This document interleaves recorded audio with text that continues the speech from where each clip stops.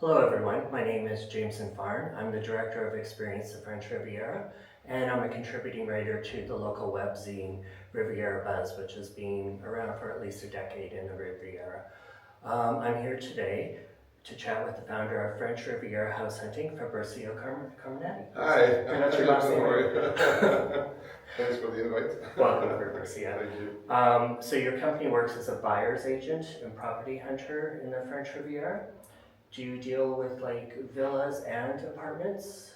Yes, of course we do. We do villas, we do apartments. Yeah. We do what the client wants, basically. Yeah. So yeah. Do you find, because I know in my experience, most of my clients are from North America since I'm originally from Canada. Do you have clients that are looking from overseas quite a lot? We do, and we do have a lot of Americans too. Yes. When I started the company, I was aiming at all North European countries, America, and Yes. it's really America that I think because we have the kind of services they're looking for, and it's really American who. And you speak English? Yeah, I speak English, the whole team also. So yeah, of course. So do you find that clients, they will contact you, but if they haven't visited here before, well, maybe even if they have, and they're planning to buy or rent a place here, that they're coming in with high expectations, or like I find I have to bring them down to reality more quite often.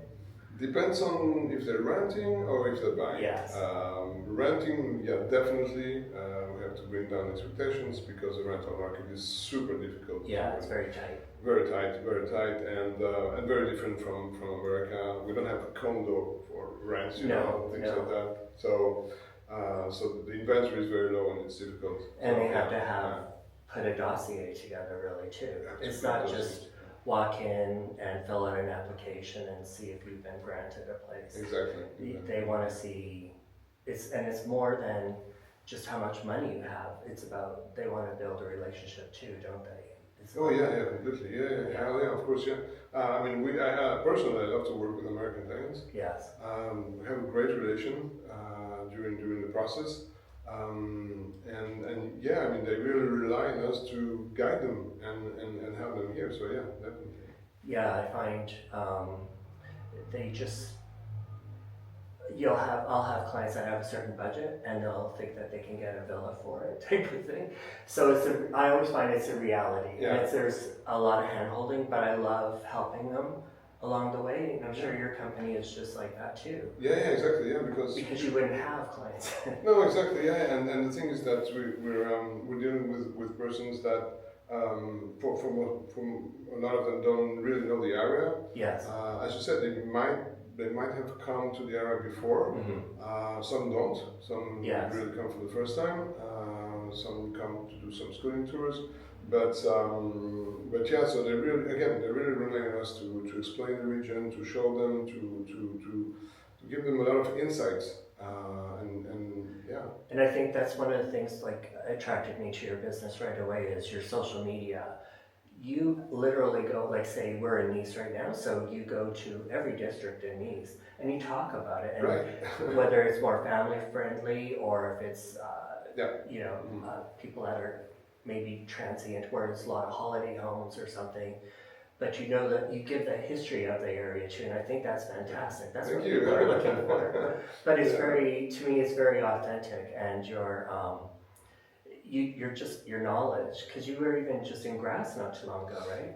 Yeah, well, the video in Grass was some time ago, but I do all the cities, all interesting places for people to live in the French Riviera, and yeah, we're doing these videos on my YouTube channel and showing places, explaining the real estate also in each place, the prices, and lifestyle, schools, how it is to settle there, and also a little bit of history, and because there's a lot of people where I'm finding there's a certain demographic, say 40 and up, they want a place that's close enough to the action, but they don't necessarily want to be a part of a like party type scene area, a noisy area. So like for instance, I live in Boyer-sur-Mer, so it's got everything at my doorstep. and the beach is right there and stuff. But if I want to come into Nice, to my office or whatever, it's just, it's a 15-minute bus ride or a 7-minute train ride, so, and it gets you both worlds. And I think there's a lot of people looking for that now too. Yeah, we have a lot of demand for Nice. Yes. Really, that's the highest demand is Nice. Generally, American clients, they want to be not too far from the airport. Yes. Because they want to be able to travel back and forth to America or other places in Europe, of course, visit Europe also. Yes. So that's why a lot of them choose Nice. We have a lot, I mean, I would say that the classification would be Nice, Antibes. Yes. Second Antibes. Third, Menton, which is a bit Okay, further away. yeah. But it's really been up and coming the past few years. Really. It's been, like, we've known about it forever. It's kind of been our little gem, but Yeah, I've exactly. noticed even over last summer just how many people online are like posting photos and stuff, and it's nice and quiet and calm there too. Yeah, exactly. For people looking for a more quiet place, definitely Menton is. I find like even for apartments there, maybe not in the older town, but you can get a bigger size apartment there if you for the live money. it out of the town and Because it's very family oriented too. Yeah. And you can literally walk to Italy if you want. Oh yeah, exactly. That's why. But you know what? That's why a lot of people choose our region also. Yes. Because basically they have two countries in one basically. Yes, exactly. And it's funny to be able to cross the border. You're just driving half an hour. So. I think it's fun, and I think people are looking for that kind of flexibility and stuff. And I think in our business, we can open doors for a lot of people, like open their imagination more. I just had some clients from Miami that were here in January. They had stayed in Nice, they'd been to Cannes and everything, and they thought that's where they wanted to be. But they stayed at the Royal Riviera in Bayou-sur-Mer. And as soon the day that I met them when they arrived, they were like, we didn't know about this. And so we went for lunch, and they ended up buying a place there in Bayou, so they just signed the papers this week. So they just new places to discover, and but Nice is very central to the region too. I find, like for everything. Like that's why I think a lot of tourists come to Nice too, because if they want to go to Cannes, they hop on the train for 30-40 minutes. They're in Cannes, that kind of thing. Everything's transportation, the public transportation is so amazing here. I mean, you have everything fantastic, really. I mean, it's safe. You have trains, trams, buses, everything. And you can really put your car in the garage or just don't buy a car and almost do everything. Because I will have clients too, say they're renting an apartment in Villefranche or something, and they're like wanting to know where they can park right away if they're coming from America. So because we're so car centric in North America, and I just tell them, don't bring a car. Like if you don't need to, if you plan on going inland maybe. But if they're planning just going along the coast, I tell them, you'll spend more of your time and money just trying to find a parking space and then paying for it on top of it. And it's a rental car you're paying for too. And so I just tell them, the trains and buses are right there. They run even more frequently now in the past couple of years. True. The trains too. They've started expanding the trains in the summer because of so many tourists and stuff, which is like good. But I've never had an issue. I've been here over a decade. But even the tramway in Nice is fantastic too, because they used to just run along Jameson, which was fantastic. But as soon as they opened it up to the airport, oh my God, that just changed everything. Of course, It was it's super practical now to go to the airport and I think that the tram stop at the port. Yes, it's the best one in the world. Exactly. It's such a great idea and stuff. And you arrive on the port. It's just beautiful. And like with any city that's going to have changes, there was some kind of talk back about it, because of the infrastructure and time it was going to take.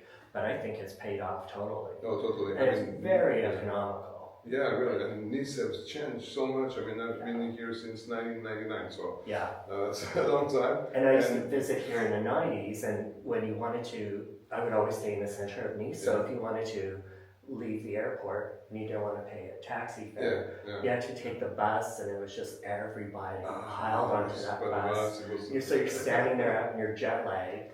And then even to go back, it was like a chore. You needed so much time to cross the city. Yeah, it's like it took a big part of your cars homes. everywhere. Yeah, Cars tons everywhere. of cars. Tons of But cars. so I think it's reduced pollution and Yeah, stuff as the well. evolution of the city. I mean, I think that the whole Riviera has evolved, but Nice, Yes. it's really the evolution is crazy. Yeah. It's 20 really years, it's amazing. stayed up to par, but I've noticed even the mayor in Cannes, he's done a very good Also, job too.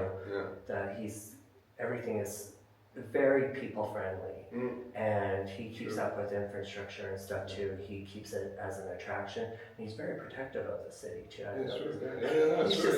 I don't know when he sleeps. He's on it all the time. And the works they've done around the port, also in Cannes, Yes. it's beautiful. I mean, that place now, it's amazing. It's Yeah, really, and they have.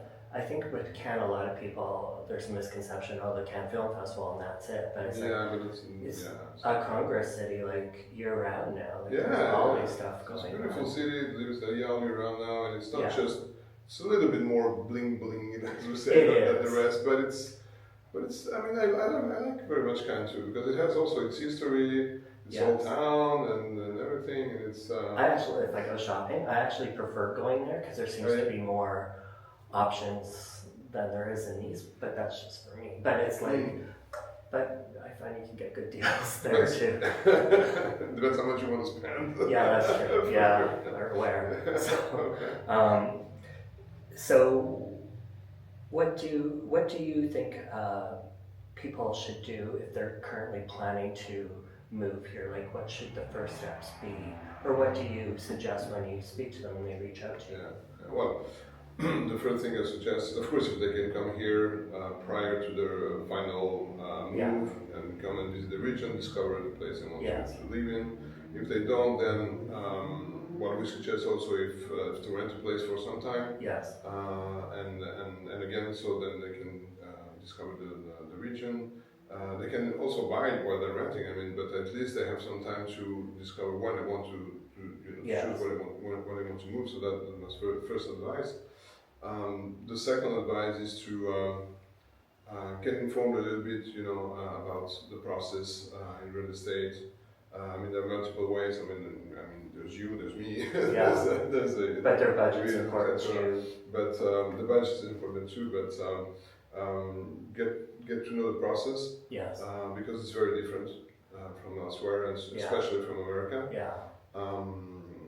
The notary process, etc., which is a bit long here. It's a bit, But it's important, and I think it covers every area. Like, you wouldn't get that kind of protection in North America. Yeah. Like here, they really dig on the history of the property and stuff, and make sure everything's lined up for you. Yeah.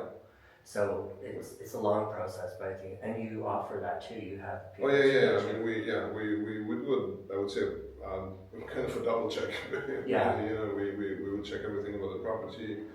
The condominium, check if there's no financial problems, if there's no things that come up that would be to the expense of the owner, of the new owner. I mean, of our client, and this is something we do before. Yes.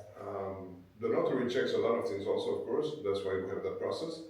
But it's good to I prefer to check before so that we can walk out if there's something that appears, exactly. during the pre-contract period. So, I think it's always good to, I'm just like that too. I would rather have all the bases covered in a sense so that there's no surprises for the client later because it's going to be enough of a journey for them just to even be moving here. Exactly. Even if they think it's going to be, I don't think they think it's going to be easy, but just, it's going to be a process, like mentally and physically. So I think they just want reassurances along the way. So and that's what we do. We want to provide that. Yeah. But also, how I got to know your company better too is I met one of your employees, Jessica. Because friends of mine in Villefranche had their apartment that they live in London primarily, so they wanted to rent it out more full time, and so she found me an apartment, and so that's how. And then I met with her at their apartment. So that was the great thing about your company too, is that you even help with the utilities. If everything. Every little aspect, because people might not think so, but even just getting internet here, if you're new to the country, is a chore.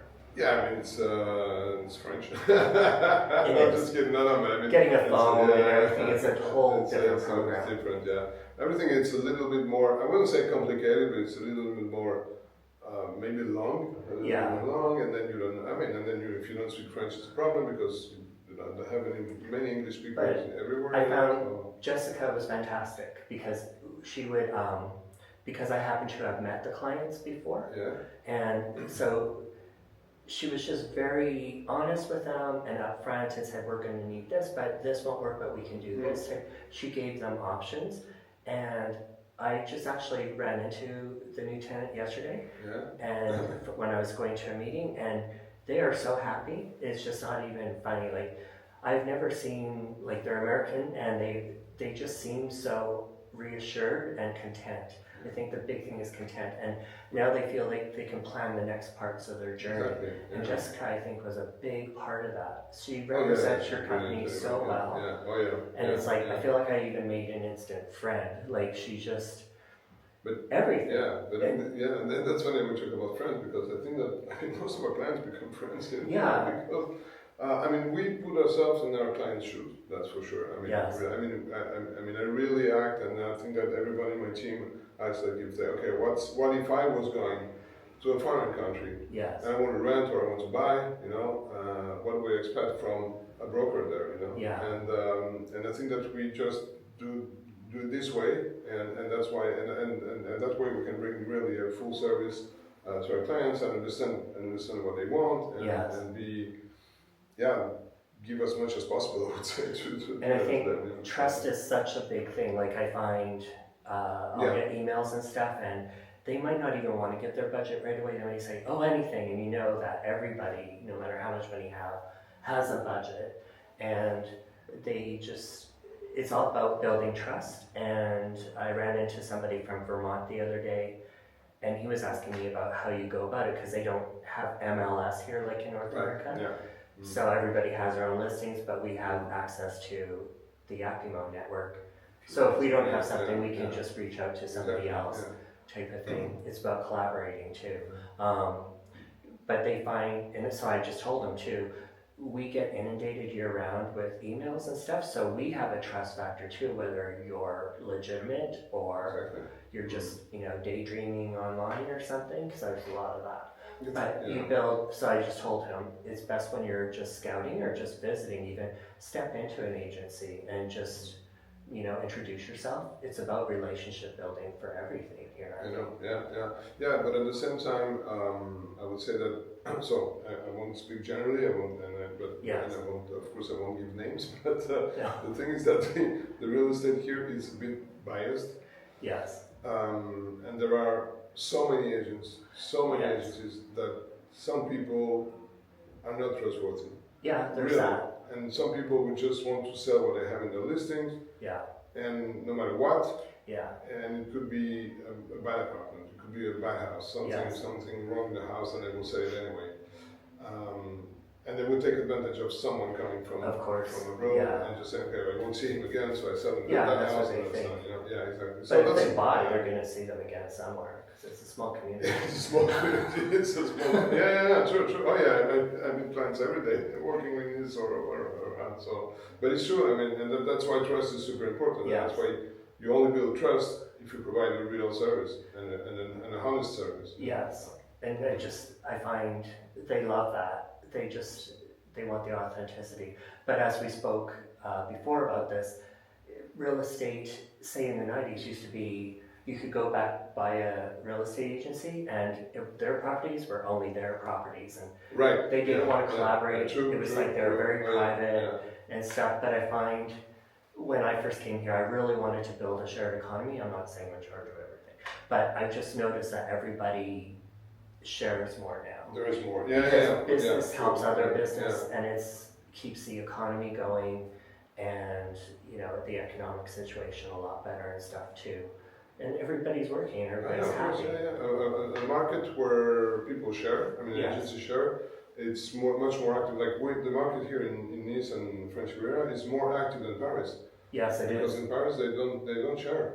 They don't collaborate. They don't collaborate. A lot of agencies don't collaborate, and so as we said, the market is less active.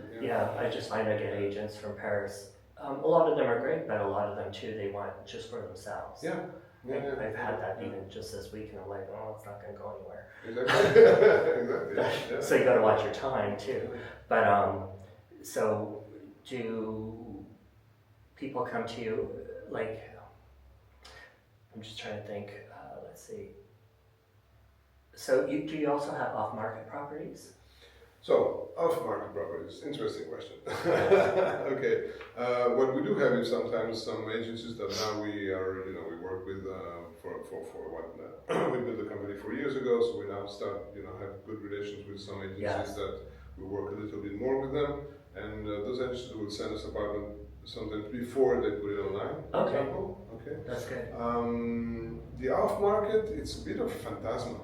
I mean, it's its own kind of world. But here it's I don't say there are not off-market properties. There might be some. Yeah. Especially, I think it's more in very top luxury houses. Yes. Because some people don't want to market their house. They don't want to. That's right. They don't want to show the house basically in published in websites. They don't want to show the house. So. There's a security issue. Yeah, exactly, security issue. So that's one part. But I mean, for example, I know a place in Canchomel, which I love, which is just behind the promenade of Canchomel, and you have a little place there which we have some houses close. I mean, it's 1 minute walking from the sea, and you have beautiful little houses there, and you never see a selling sign there. I mean, you never say, never. I mean, these houses, they're not even off market. They go from neighbor to neighbor. So that's true. Yeah, that happens a lot. Yeah, but really, for me, the off market is a bit of a phantasma. Yeah, it's just, and I find if you know the area well enough, even if somebody sends you one picture, you can figure it out. Yeah, also, exactly. Because I just had that with, because I lived on St. John Cap for about 6 years, and I don't know, I'm still obsessed with the peninsula, but they just, the history in the properties. But also, I had somebody not too long ago send me a property that's brand new, and he's like, oh, it's really off market, and blah, blah, blah. But I could just tell from the sea view and the trees where exactly it was. It was, But also too, but I do, like, I'm sure you do too, when people say, oh, it's off market, don't tell anybody. We don't, because you don't want your reputation out that, oh, you spill, exactly, goods. So I will keep it off market, but I've also noticed if one person says where it is, everybody knows by that afternoon. Everybody. And I even belong to a WhatsApp group that is supposed to be only off markets, and most people abide by it, but a lot of people will be like, oh, here's all the pictures. Yeah. It's like, oh, it's not off market anymore. Exactly. That's it. Where do you find that most of your foreign clients are coming from? Like what countries? Oh, so America? Like 80%. Yes. And in America, I would say more East Coast, West Coast. Yes. And then we have a little bit of everywhere. Like we have Chicago, we had Denver, we had Texas also, Dallas, Houston. Well, a couple of places there, but most of it on the two coasts. Yeah. And then I would say it's very different. I mean, British, a little bit British. They're coming back. It used to seem to be all British at one point. That was years ago. Yeah. And then I have some clients depending on on my team. I have some Hungarian clients because Diana from my team is Hungarian, so I have some Hungarian clients. Italians also. That's how it works, though, too. I have a very international team. So that's fantastic. I love that. So I have Italy, Hungary, UK, Spain, Russia. That's it. Because the office. So, because the office that I share, the woman that I work with there, she's from Bulgaria, so most of her clients are from Russia and Ukraine. Right. Yeah. So it's a balancing act for her. Yeah. But she is her whole world. She loves it, and so and I just had a Russian client come in this week, so I'm going to give him to her because she'll have more information. And we're sharing, and so it's that kind of thing too. But most of my American clients, California, New York, a lot of people from Texas in the past year, a Yeah, lot. yeah. And Canadians are always, I find, a bit more cautious, but they've been heading over here more too, even as visitors. So Okay, yeah, that's yeah, good. yeah. But I find as a Canadian, it's more cost effective for me to live in the French Riviera, which would sound so weird, but Really? Canada's Yeah, just yeah. crazy expensive. So Oh yeah. I'll see people post stuff online in Canada and be like, you know, $3,800 for a one-bedroom apartment in Vancouver, where I'm from. Right. And I'm like, I live a block from the beach in Boyu, and I pay a third of that. It's like, I don't have a garden. Yeah, right. But it's who yeah, you know true, too. yeah, Like yeah, those yeah, are, yeah, you know, yeah, it's yeah. not all. Yeah, no, it's true that for us, for me being from here, I mean, I'm not from here, but living here for Yeah. 12, 30 years now.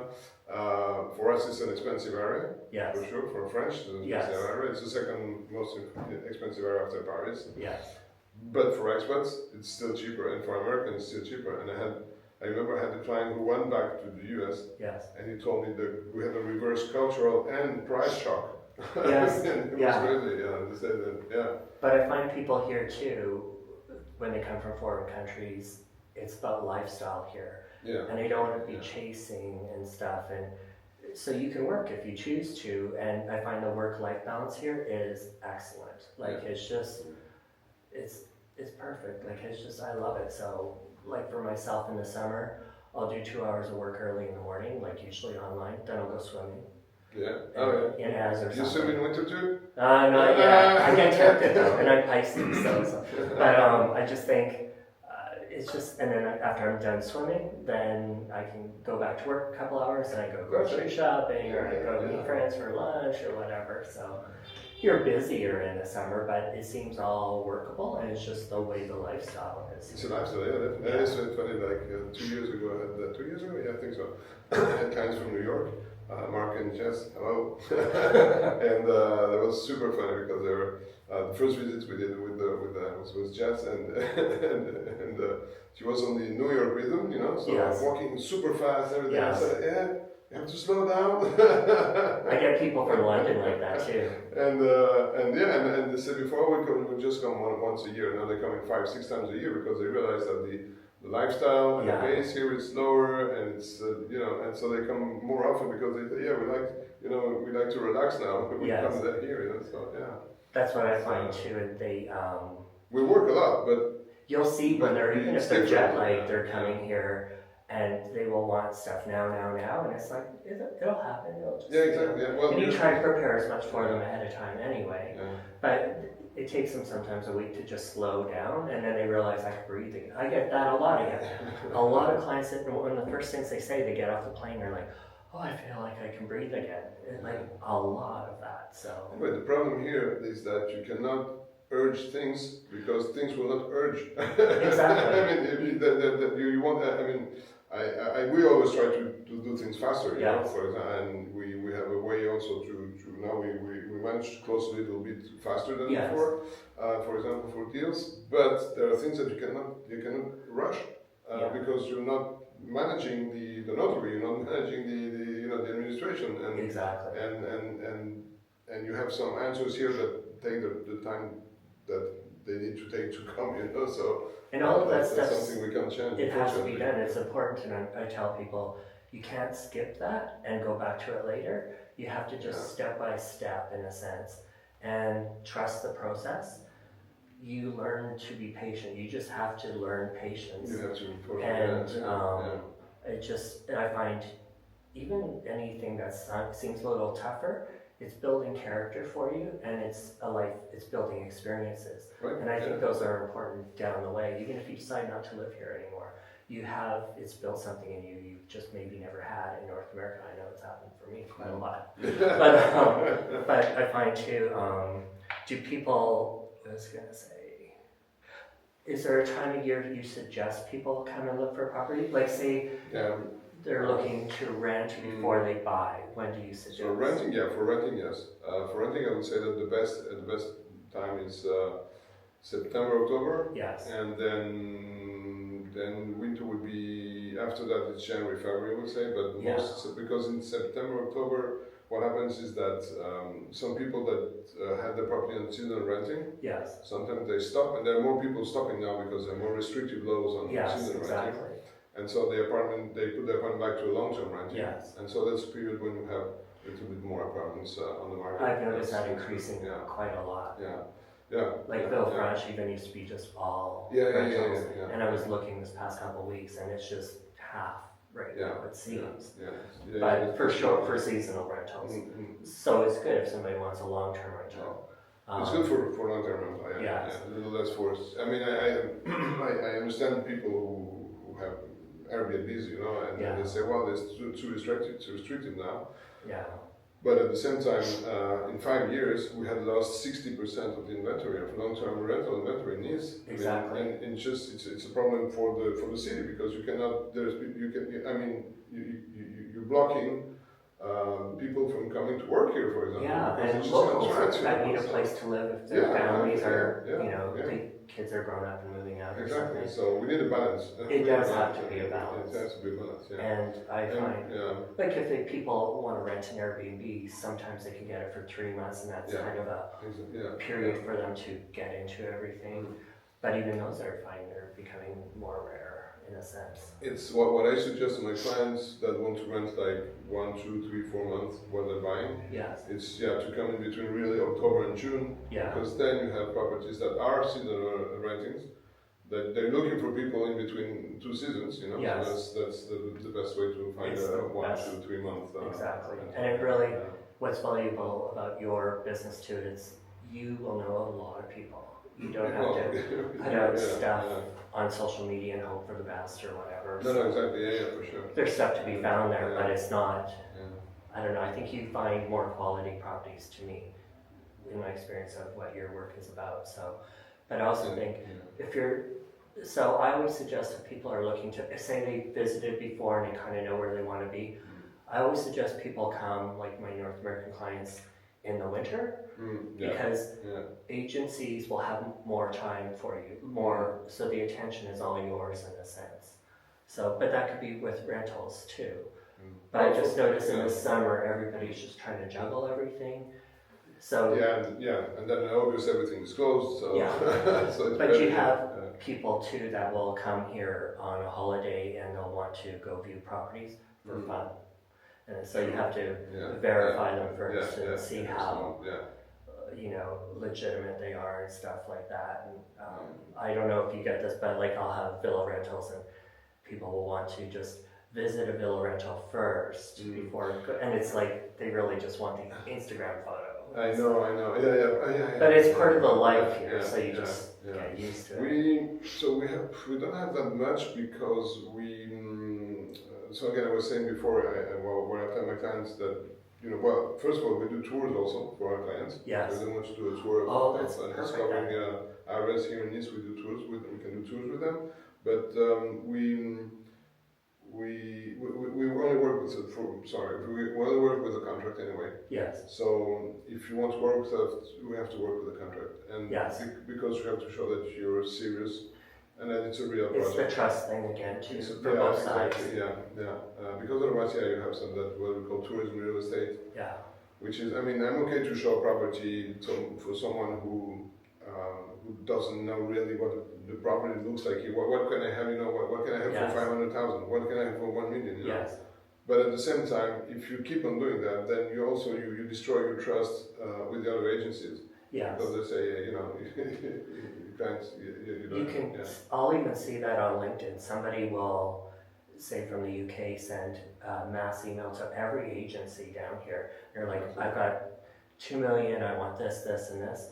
And then if you don't have, you'll see people will post it on LinkedIn and say, oh, I have a client looking for this, and you find out he has gone to everybody already. Right. So I always say it's about loyalty too. If you like what you see, if you like their work, and if you like their reviews and their references and stuff, stick with that one because it's also overwhelming for the client too if they're trying to juggle 15 different agencies and stuff.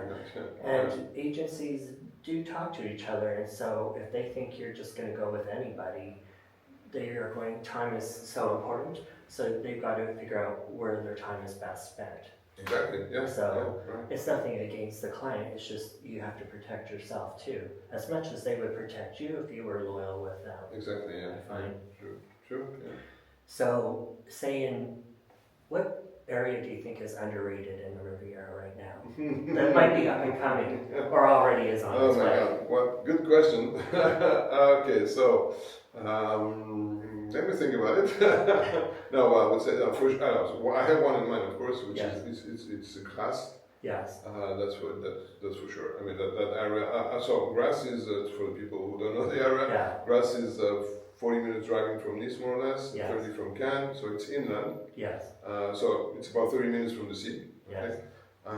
It's With sea view properties, though. with sea view properties. From a distance. Yeah, true, from a distance, yeah. But it's a beautiful town Yes. that is really moving on now, and Yes. and just like Nice in the last 20 years got so much better. Cannes Yeah. is starting the process, I would say. That's so I good. guess that grass in 20 years will be just amazing. I can see that too, Yeah. because I have friends that have bought properties around there, and it's so serene and everything, but you know, grass isn't far for them to go and get groceries or whatever, and Exactly. they like knowing that if they want to spend a day at the beach in Cannes, they can go do that, but then they have their own area back at home Sure. too. Yeah. The prices are really good around. So prices are really good. They've been going up like in the last three years. Like I remember we found an apartment, a beautiful two-bedroom apartment, 80 square meters on the Place Désert. Yes. In Grasse, which is a beautiful square in Grasse, for 250,000 euros. Oh my God. That was 2 years ago. So now it's already 300, I would say. But still, Still, you can still find good properties. Because people always, they want space too. I always have to tell my clients, you might not have as much space, but it's all about outdoor living here too, so. Exactly, yeah. Your house is, it's yours to make your own, but it's not your primary thing that you think about too. I would say that's rule number one. If you want space, it's get out of the center. Yeah. Because centers And everywhere, they're getting super expensive everywhere, so yeah. But that's a great area though too. I haven't been up there for a while, but Mougins seems to be happening a little bit more too. It seems to get a lot of people that want to move there because of the international school for their children and stuff. But I think that's why it's important for people to make a visit first and like come to you, so you can scout around with them and point out yes, no, exactly, whatever. yeah. Because even my clients that came in from Miami, they loved knowing, and I'm like, when I would say to them, yes, this is a great property, but it's had this and this and this, and there's been this issues on the market with it. They want to know that, and I don't want them to waste their time and then come back at me about it. Yeah. So, and the very important thing about a house is checking everything and the risks. yes. I remember when I started the company, it was 4 years ago now, Yes. and I had these clients that didn't work with us because they contacted us and then they said, oh no, but we saw a house with an agency and we're good, we're going to take the house. And they said, but could you check the documents anyway? Yeah. So, well, it was the beginning, so I said, okay. And then I checked the documents and everything, and I told them, why are you in a flooding zone? Yeah. And they bought the property anyway. And 1 year after, the water crossed their house.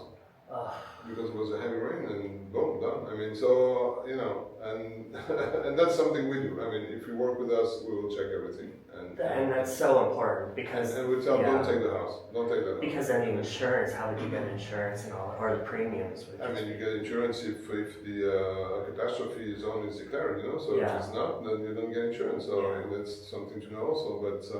But again, I mean, I would have told these clients, if they were my clients, I would have told them, don't walk away. Yeah. I mean, there's a little risk. Don't take it. There are so many other houses. I mean, why do you want to buy that house? I know. Sometimes they'll get it in their mind, though. They've already been planning for it. It's like, there are other options. There's always There are other options. There are always other options. Even I just find in life here, it's just best to evolve with everything instead of trying to fight a system.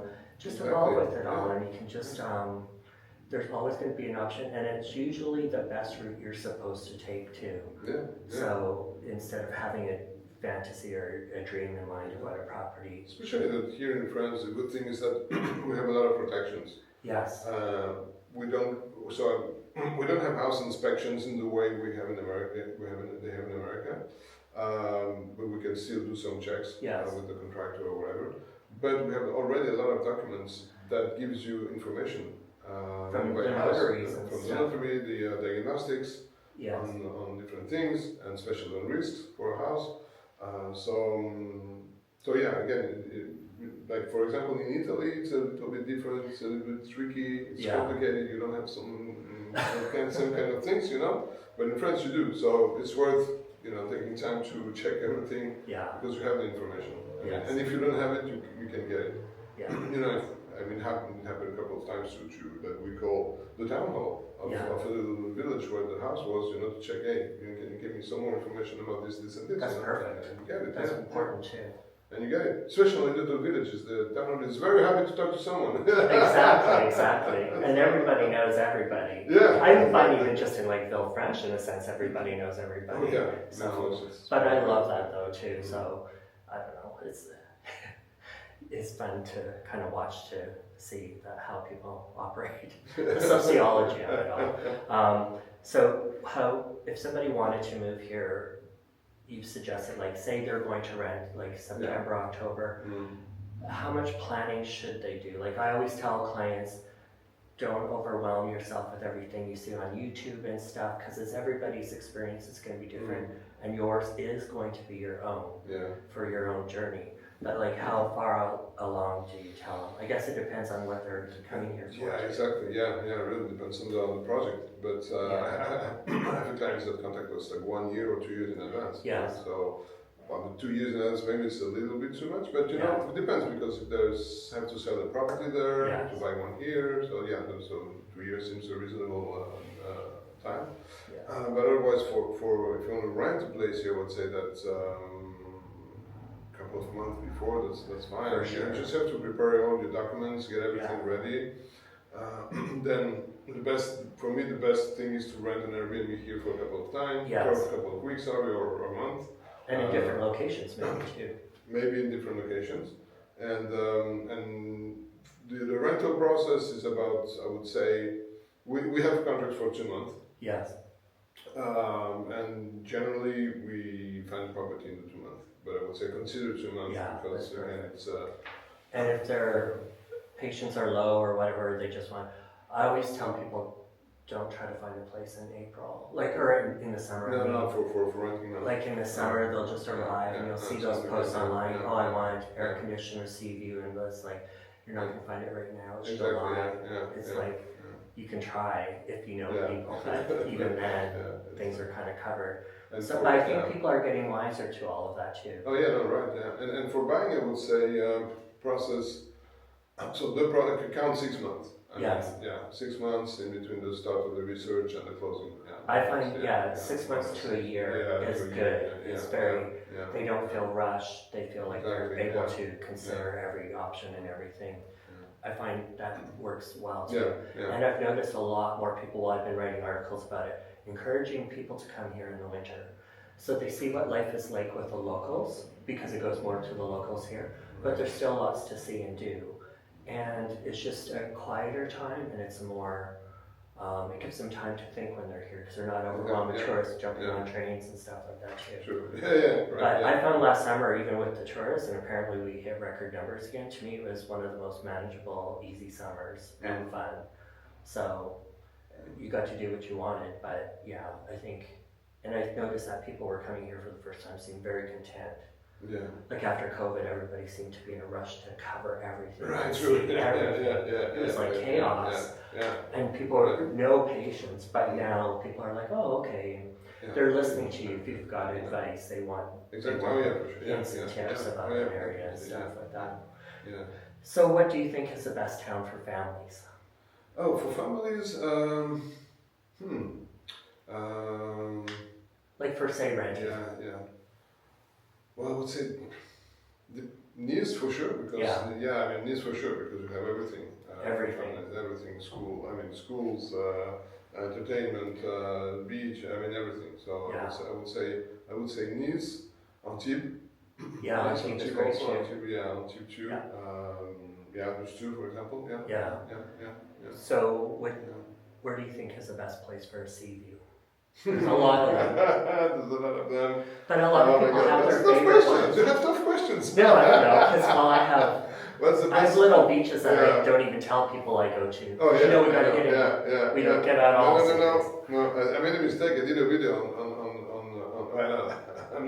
I'm not saying it's me, but a lot of people started doing videos on Cocoa Beach, Yes. the rocky beaches after the Oh, port, yeah. and now it's packed. I used to go I there. don't even go there anymore because it's No, packed. and there was nobody there before. But I remember writing about it in 2011 because that's when I discovered it. And people were commenting right away, don't give away our secrets, that's our secret spot. So I think I even stopped going there just before COVID. But best sea views, well, you have, so the Cap de Nice, it's Grand Boron, Cap de Nice, around Nice. You have Villefranche-sur-Mer, you have also on the Cannes side, you have the hills of,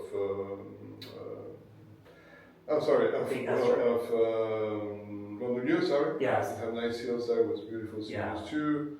So then it depends if you want see from far or very close to the sea. Exactly.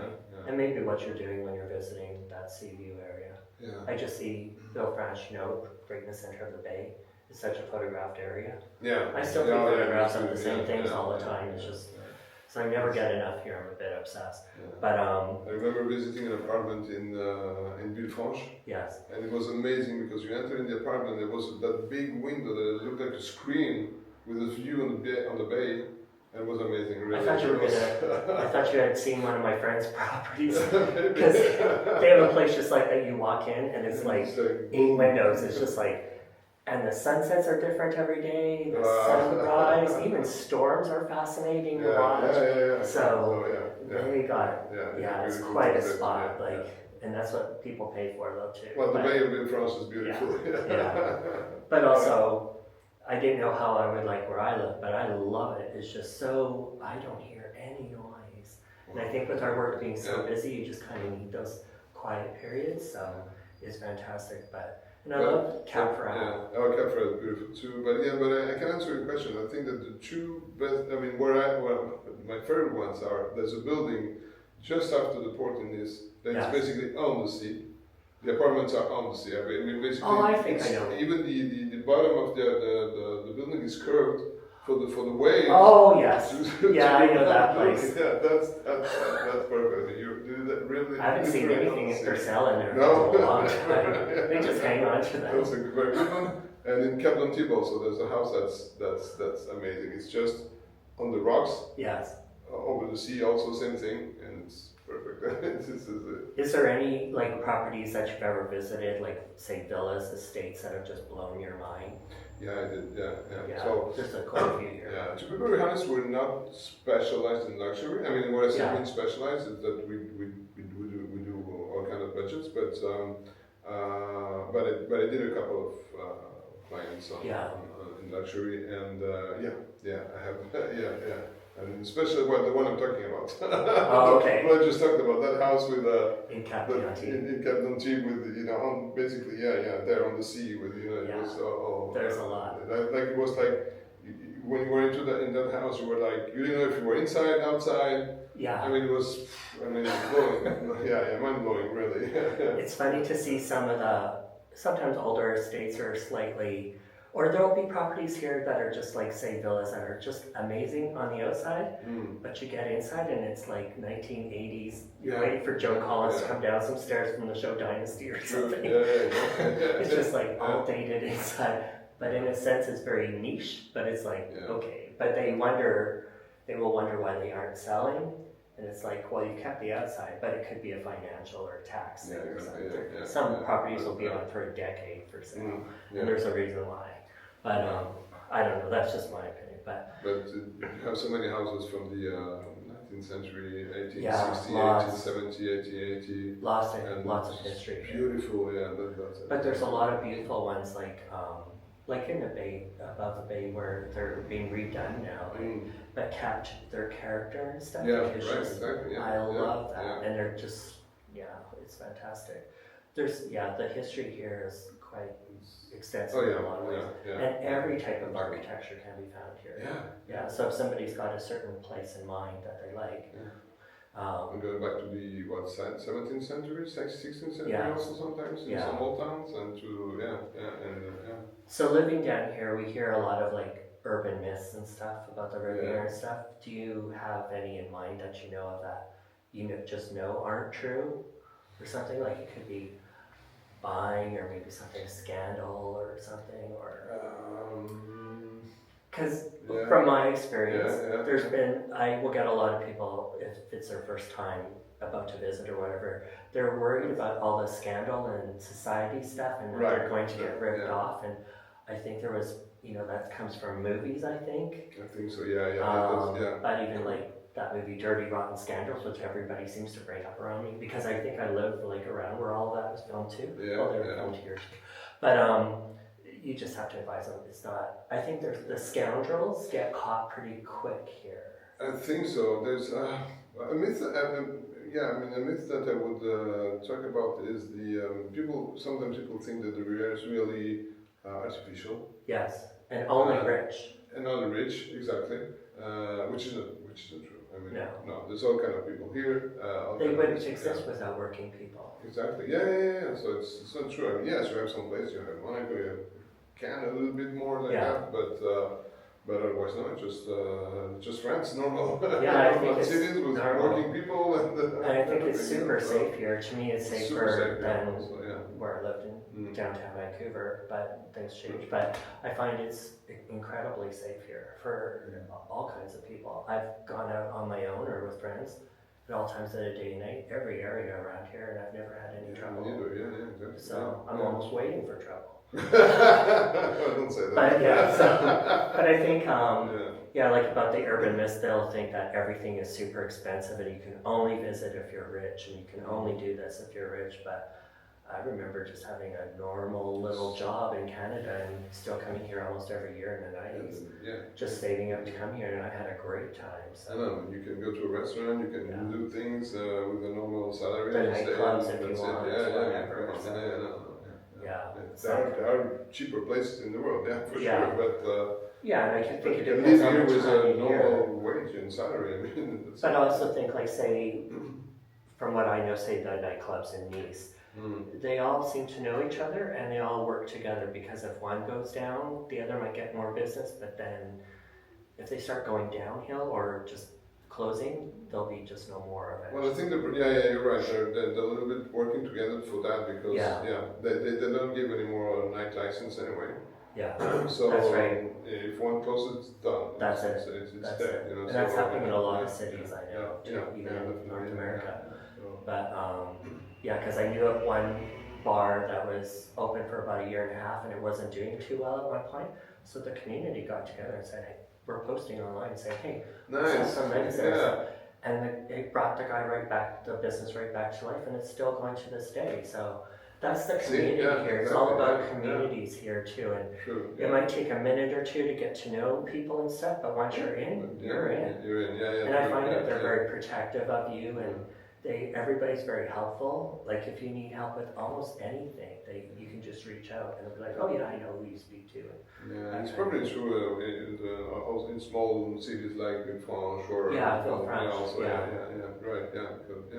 find if there's something. I had a client not too long ago who wanted a specific type of yacht. I hadn't dealt with yachts for years, so I just went to a friend in Antibes that writes about them. And she's like, go with this person. And I did, and they're fantastic. It worked out immediately. So it's great. I think, and I think this, you hear about the scoundrels and stuff, where people think they're going to make big money in the summer and be a concierge or whatever. They want to put their big commissions on top of their commissions they would get. I don't know. So, but I find that there's less of that now. I think because of the internet and because word gets out. So like if there's a character hanging around Monaco, it gets out. They just disappear. They take off back home or whatever. So I think there's that good part. I'm always intrigued by those people, but keep them at arm's length, and I just know they're not going to be around here long.